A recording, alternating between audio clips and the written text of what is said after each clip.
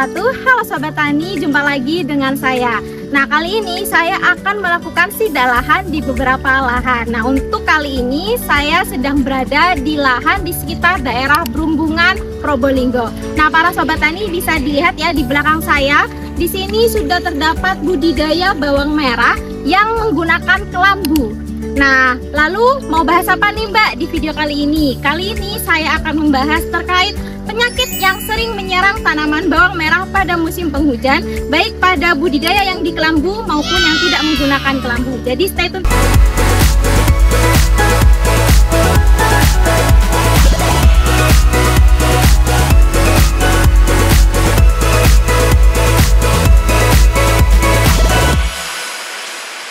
Saya akan melakukan sidak lahan di beberapa lahan. Nah, ini sekarang kita sedang berada di Probolinggo, tepatnya di Sumber Taman.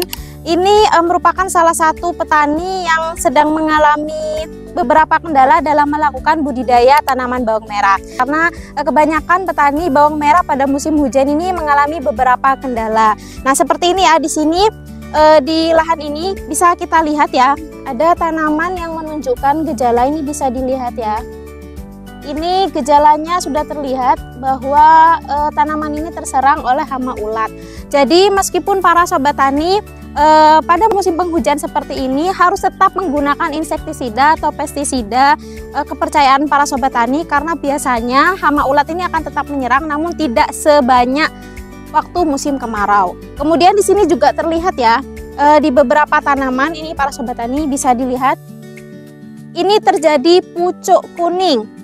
Nah, pucuk kuning ini bisa disebabkan oleh banyak faktor. Nah, ini satu faktor ini bisa terjadi di musim kemarau maupun di musim penghujan, yaitu pH tanah rendah. Jadi coba kita lihat dulu ya pH-nya. Ini 7. Kita akan lihat dulu pH-nya. Nah, lihat sobat tani, ini pH-nya ternyata rendah. Para sobat tani jika memang ragu jika menggunakan alat ini, nanti bisa mengambil beberapa sampel tanah yang ada di lahan, sekitar 10 sampel, kemudian nanti dicoba menggunakan baking soda, apakah memang terdapat gelembung, apakah memang asam. Nah, itu bisa menyebabkan pucuk kuning pada ujung-ujung daun bawang merah. Nah, ini bisa terjadi di musim kemarau maupun musim penghujan. Sedangkan faktor yang kedua ini biasanya sering terjadi pada saat musim penghujan, yaitu pucuk kuning seperti ini juga bisa disebabkan karena ada yang bermasalah pada akar umbi, pada akar tanaman.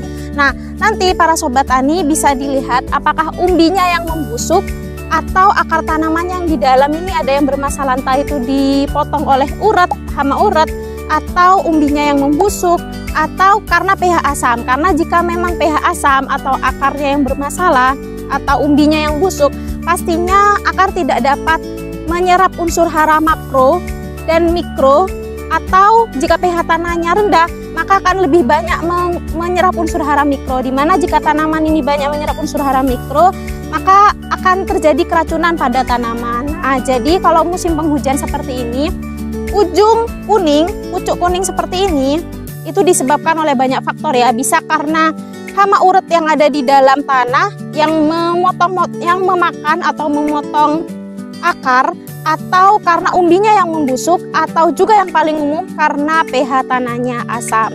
Nah, setelah ini saya akan sidak lahan lagi apakah ada tanaman bawang merah yang mengalami beberapa gejala penyakit. Jadi sobat tani stay tune terus.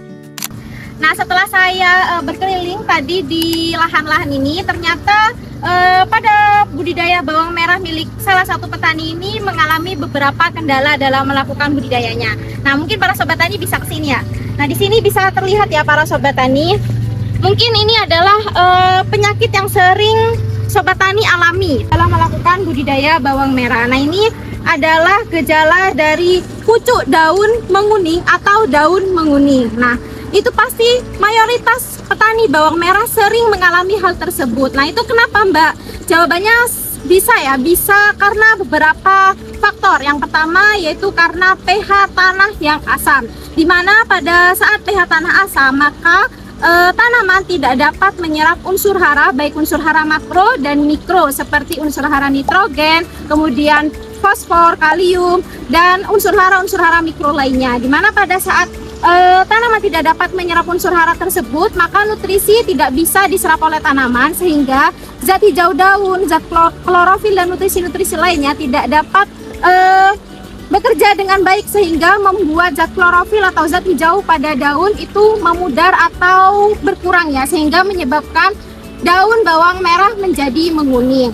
Nah, faktor lainnya bisa juga disebabkan karena serangan jamur atau cendawan. Terutama para sobat tani, saat musim hujan seperti ini, kelembapan sangat tinggi, itu biasanya mendukung pertumbuhan dari jamur atau cendawan patogen. Terutama pada para sobat tani yang budidaya bawang merahnya menggunakan kelambu. Nah, kenapa Mbak kalau menggunakan kelambu? Nah, kalau menggunakan kelambu, mungkin para sobat tani saat memasuki kelambu ya, saat memasuki ke dalam kelambu sini, hawanya itu panas, lebih panas dibandingkan tidak menggunakan kelambu, terutama pada siang hari ya. Pada siang hari di dalam kelambu ini hawanya panas, kemudian tiba-tiba turun hujan. Nah, panas yang ada di dalam kelambu ini belum selesai, lalu turun hujan itu menyebabkan kelembapan sangat tinggi, sehingga biasanya tanaman bawang merah yang di kelambu itu cenderung lebih mudah terserang oleh jamur atau cendawan atau juga bakteri patogen.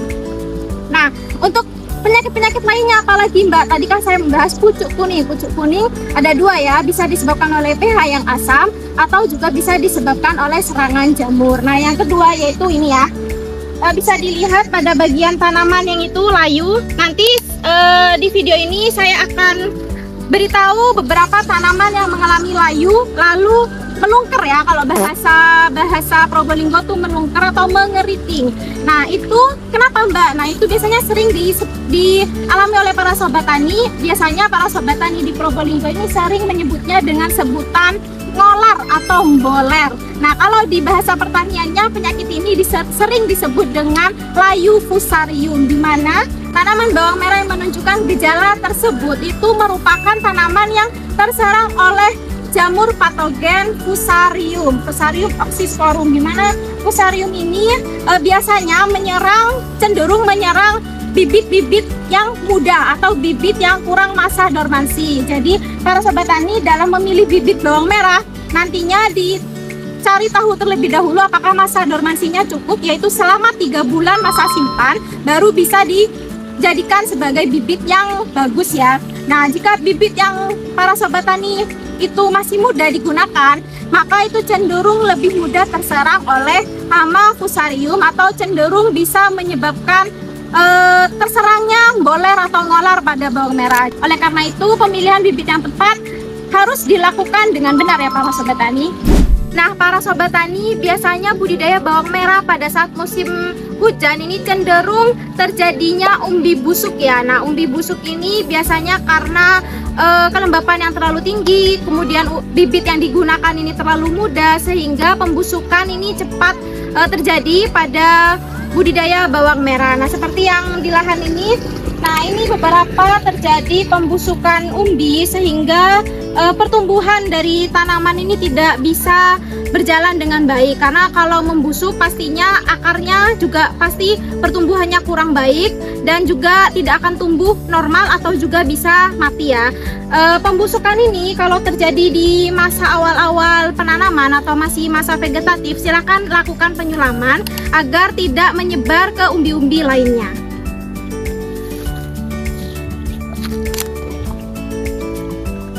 Kesimpulan dari video ini, para sobat tani dalam melakukan budidaya bawang merah, baik yang di kelambu maupun tidak di kelambu, itu memiliki kelebihan dan kekurangannya masing-masing.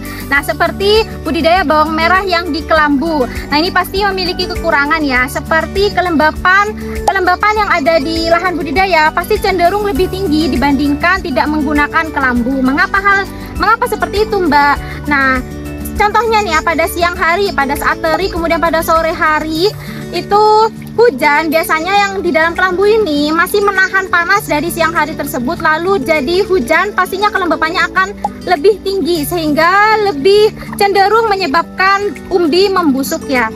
Dan selain itu Jika menggunakan kelambu, pastinya pupa-pupa dari ulat gerayak yang ada di dalam tanah saat menjadi ngengat itu akan terperangkap di dalam kelambu ini, kemudian bertelur di tanaman para sobat tani dan akan menyerang tanaman para sobat tani saat mengalami fase ulat gerayak ya. Nah, selain itu dari penggunaan kelambu pastinya perawatan atau modal awal itu lebih tinggi dibandingkan tidak menggunakan kelambu. Nah, untuk kelebihan dari budidaya bawang merah yang di kelambu pastinya perawatannya lebih mudah dibandingkan yang tidak di kelambu. Karena mungkin ini sudah ada salah satu cara para sobat tani dalam mengendalikan serangan OPT. Jadi pastinya perawatannya akan lebih mudah atau murah dibandingkan yang tidak di kelambu. Nah, sedangkan yang tidak di kelambu ini memiliki kekurangan apa saja, Mbak? Pastinya serangan hama itu akan lebih mudah ya, karena tidak ada penghalang di lahan budidaya dan pastinya membutuhkan perawatan yang lebih mahal atau lebih ekstra lagi perawatannya. Nah, kelebihannya apa, Mbak? Pada saat musim hujan seperti ini, sirkulasi udara itu baik pada budidaya bawang merah yang tidak menggunakan kelambu. Nah, oleh karena itu biasanya kelembapannya lebih rendah dibandingkan budidaya bawang merah yang menggunakan kelambu. Dari kelembapan tanah yang rendah di lahan budidaya bawang merah yang tidak di kelambu, ini tidak akan mendukung pertumbuhan dari jamur, bakteri, patogen, sehingga terjadinya serangan penyakit yang disebabkan oleh jamur dan bakteri patogen bisa diminimalisir atau lebih berkurang ya dibandingkan yang di kelambu. Nah, jadi para sobat tani nantinya akan kembali ke para sobat tani ingin budidaya bawang merah menggunakan kelambu atau tidak menggunakan kelambu dengan kelebihan dan kekurangan yang sudah saya paparkan. Nah, para sobat tani jangan khawatir, pada saat musim hujan seperti ini CTHI memiliki salah satu solusi yaitu menggunakan produk M23, di mana M23 ini merupakan fungisida dan bakterisida semi organik, di mana para sobat tani bisa menggunakan pada penyakit-penyakit bawang merah seperti layu fusarium atau boler, ngolar, kemudian pada trotol atau bercak ungu dan penyakit-penyakit bawang merah lainnya. Nah, para sobat tani jika tertarik dengan produk M23 dari CTHI bisa hubungi nomor di bawah ini atau langsung klik link deskripsi di bawah video ini. Nah, mungkin itu saja para sobat tani pembahasan kali ini. Semoga video kali ini bermanfaat bagi para sobat tani. Jangan lupa like, komen video ini dan subscribe channel CTHI. Jangan lupa juga nyalakan loncengnya agar para sobat tani bisa mengetahui video terbaru dan informasi menarik lainnya dari channel CTHI. See you sobat tani.